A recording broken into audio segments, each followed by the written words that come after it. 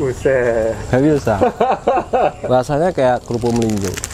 Wow, benar-benar nggak nyangka kalau belatung-belatung ini jika dikeringkan bisa dikonsumsi oleh manusia. Tapi ini belatung jenis maggot ya sobat, yang merupakan larva dari lalat tentara hitam atau yang biasa lebih dikenal dengan sebutan BSF.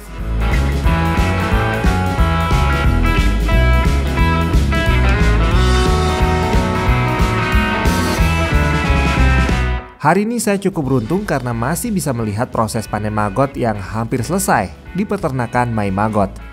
My Maggot ini dikelola oleh Yohanes Doni bersama kawan-kawannya yang terkena dampak pandemi pada pekerjaan mereka sebelumnya. Cerita tentang bagaimana berdirinya My Maggot bisa disimak di podcast Area Rumpi episode 71.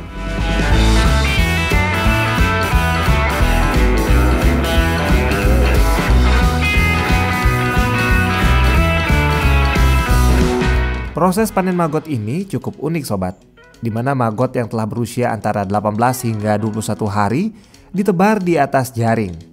Maggot yang tidak suka paparan sinar matahari akan turun dari jaring dan jatuh ke kotak biopon yang telah tersedia di bawah jaring, sehingga maggot dan kotorannya menjadi terpisah. Selanjutnya, maggot-maggot ini akan ditimbang untuk dibungkus. Karena kan kita jual itu kan hitungannya per kilo. Jadi kita mau nggak mau harus ditimbang dulu gitu. Jadi kita timbang karena timbangannya kita kecil ya udah per 5 kilo per 5 kilo kita kirim ke tadi 30 kilo sih. Dikirim ke? Itu dikirim ke Kerambitan, Tabanan. Itu ada peternak lele. Dia bilang sih butuhnya 30 kilo per hari. Dengan kapasitasnya mereka 70.000 ekor di sana.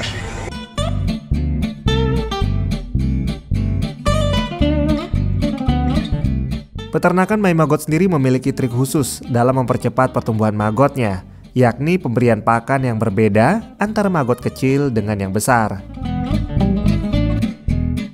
Kalau yang kecil itu kan mereka daya makannya itu nggak terlalu cepat nih. Jadi kita kasih pakan yang memang benar-benar masih lunak banget gitu. Nah sedangkan kalau mereka udah besar, umur 10 hari, 12 hari itu mereka lagi rakus-rakusnya itu kita kasih pakan apapun habis disikat gitu. Sebenarnya bisa aja kalau yang kecil itu kita kasih makan yang yang kasar-kasar, cuma lebih lambat gitu. Karena kita butuhnya cepet, ya udah untuk yang pertama kali kita kasih aja lah tuh kecil-kecil dulu, yang halus-halus dulu biar mereka lebih cepet gitu. Begitu. Nah, kita pakai di sini ampas tahu. Kan lembut banget tuh. Nah, kalau kita pakai ampas tahu, itu begitu masuk ke umur 10 hari, pakannya udah kita ganti pakai sampah-sampah organik yang tadi gitu.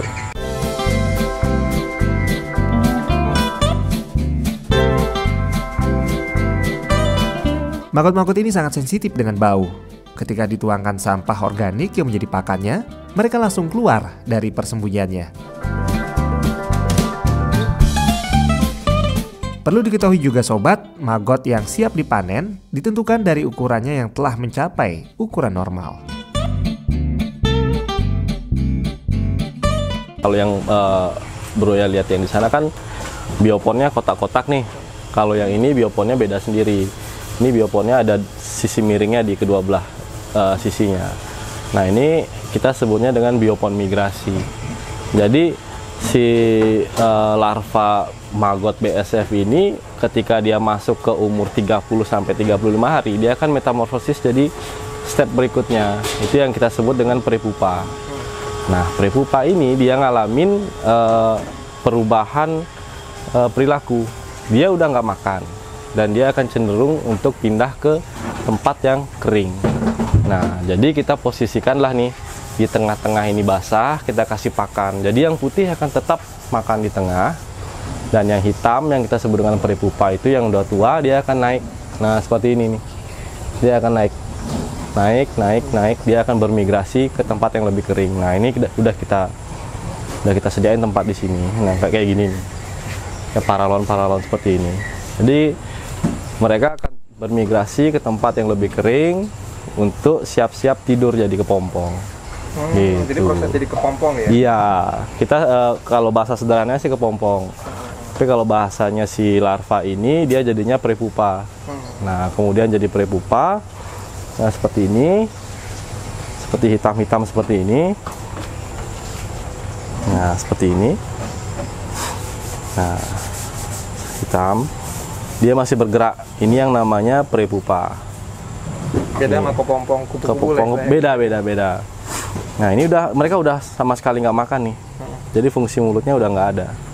Jadi makanya dia akan cenderung nyari tempat yang lebih kering untuk tidur. Yang selanjutnya jadi serangga BSF itu ya? Nah, kemudian setelah ini baru kita akan, setelah mereka bermigrasi, kita tempatin di satu tempat khusus yang ini. Sama aja sih sebenarnya biopon, tapi ini tempatnya lebih teduh. Lebih teduh, kita tidurkan di sini mereka. Gitu. Nah, ini kalau dilihat di sini. Nah, mereka akan tidur di sini nanti. Udah ada yang nggak bergerak nih. Nah, ini udah nggak bergerak dia. Jadi ada perubahan anatomi tubuh lagi. Buntutnya akan bengkok seperti ini dan dia akan tidur sama sekali nggak bergerak. Nah, inilah dengan kita sebut dengan pupa. Pupa ini yang sudah siap masuk ke kandang lalatnya itu lagi untuk jadi lalat.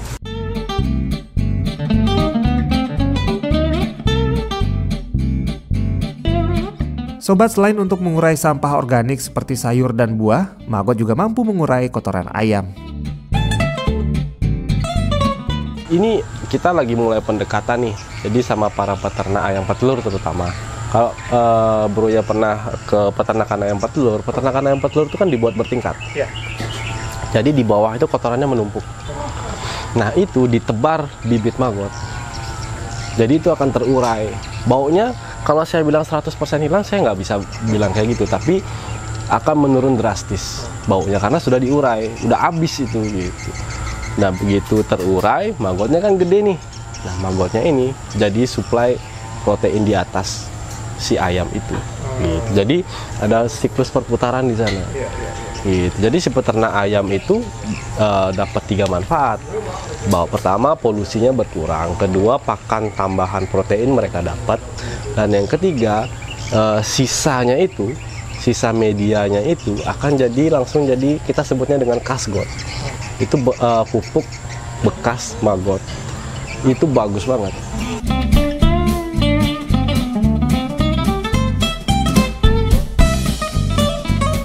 Sekarang saya akan diajak oleh Doni untuk melihat cara mendapatkan telur-telur dari lalat tentara hitam yang nantinya akan menjadi maggot.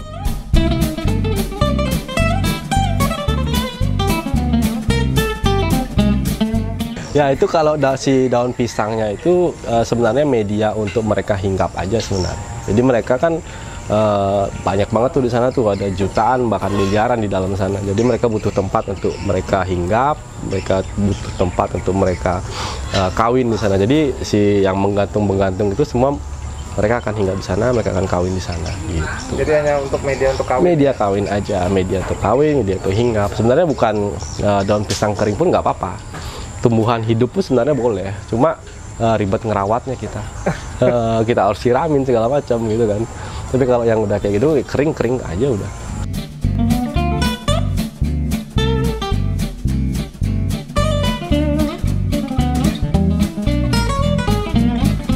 Kalau yang mati itu kan memang siklus lalatnya sendiri kan memang sangat pendek sekali, karena mereka nggak makan gitu. Jadi mereka makan itu waktu ketika mereka jadi yang putih ini. Jadi mereka akan tabung. Setelah jadi prepupa yang hitam itu mereka tidur. Nah, tidur jadi lalat. Nah, lalatnya ini karena dia sudah tidak makan, jadi si jantan itu begitu selesai kawin, dia akan kehabisan energi dan mati. Nah, yang betina juga sama. Setelah mereka bertelur, energi habis, mereka mati. Jadi berserakan tuh di bawah. Jadi kita reguler itu bersihin. Nah, itu bisa kita pakai untuk pakan ternak gitu. Si bangkai lalatnya itu kita bisa pakai pakan ternak. Apakah itu ternak? Biasanya sih ikan lele bisa, untuk ayam bisa.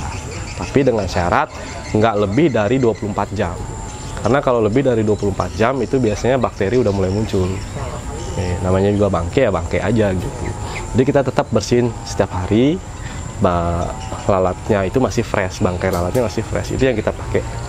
Gitu. Jadi benar-benar nggak ada yang dibuang dari budidaya maggot ini, semua bisa jadi cuan.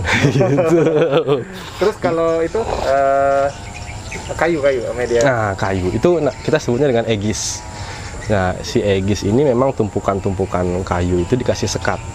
Itu cuma media mereka bertelur aja. Nah, di bawah aegisnya itu yang ada baskom yang kita kasih dengan pemancing lalat. Kita sebutnya dengan atrakan. Nah, atrakannya ini isinya air buah, air sisa gilingan buah. Itu kan biasanya ngendap tuh di bawah tuh. Itu yang kita pakai, kita paling tambahin sedikit dengan terasi biasanya biar baunya nyengat banget gitu. Karena si lalat ini sekali lagi mereka nggak butuh makan, mereka nggak makan, tapi secara insting alaminya mereka tahu kalau anak-anaknya mereka ini butuh makan. Gitu. Jadi mereka akan nganggap yang bau menyengat itu adalah bau sumber pakan. Dan mereka akan bertelur di sana sehingga anak-anaknya itu ketika netas mereka bisa makan gitu. Itu instingnya mereka. Makanya kita taruh kayu-kayu aegisnya itu di atas bau-bau menyengat itu. Jadi perangkap telurnya akan di sana gitu.